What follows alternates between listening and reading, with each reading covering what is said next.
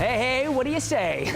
Welcome to week 4 of the MVP Healthcare Kickoff Show. Of course, I'm Joe Calderone, and boy, Marissa, did you go with the straight-haired look this week? I got taller and grew some facial hair. Well, you think about it. Lou Gehrig, Cal Ripken, Brett Favre, all streaks must come to an end. When was the last time you and Marissa didn't do the show together? I think it might be the first time. Well, we're going to try new things here tonight, my friend. Well, of course, he is Chris Watson. We got a ton of stuff to get to on this week's show, so I'm going to stop with the stand-up comedy routine, and I'll let you do your thing. Hi, everybody. I'm Joe Calderone, and here's your look at sports. After spending the first 2 rounds of the NCAAs at home, the Union Dutchmen were on the road Wednesday, taking on the second-ranked team in the country in men's D3 lacrosse, the Red Dragons of Cortland. The Dutchmen making their first ever appearance in the Elite 8, hoping to make their first ever appearance in the Final 4. Out to Cortland we go. We picked this one up in the first period.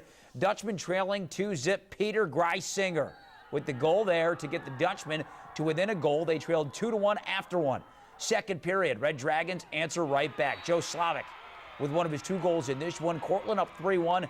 They led 6-2 at the half. In the third period, Dutchmen trying to rally. Nick Alfonsetti over here makes it a 6-3 game, but that's as close as it would get. The Red Dragons tacked on 3 more goals in the second half.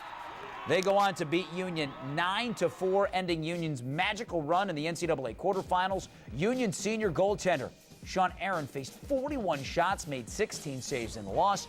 The Dutchmen end their historic season with a 13-5 record.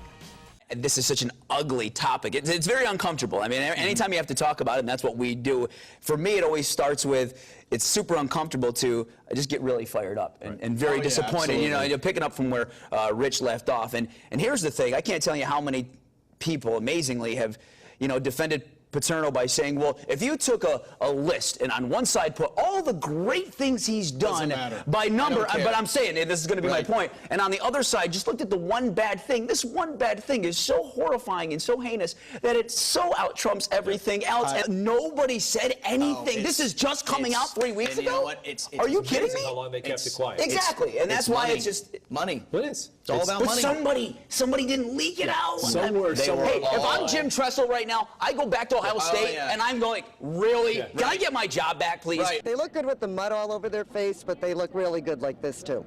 I can't wait to take it home. Whoa, girls, easy now. What has these fillies in a frenzy? What do you think of the artwork? Oh, it's wonderful. I think it's wonderful. I really like it. It's okay, we're PG-13. That's all right, it's okay. I really think they're, well, sexy, okay? Hundreds lined up on Saturday as Jockey signed a new calendar that's coming out each month, highlighting some of the biggest names in the sport, and with silks off. Guys, do you see them differently now that you see them in this calendar? Yeah, a little bit. I mean, it's like they're cute. You know what I mean? Like, it's like, because normally they have like the helmets on and like the long sleeves, and you don't see them in like just normal clothes and like modeling and stuff. I think it's awesome. So, what do the calendar models think of their new status as jockey/sex symbol? I heard one lady, she opened the calendar and said, "Whoa, mama." What do you think of that? That was cute, I guess.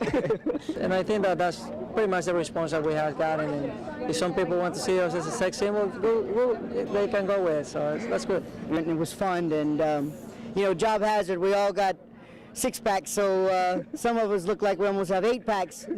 It's kind of cool. And of course, let's not lose sight that the proceeds from this calendar go to the Permanently Disabled Jockeys Fund. And I'm a charitable guy myself, and that has inspired me to maybe start my own calendar for charity. I think it'll be a huge seller. Trust me on this one.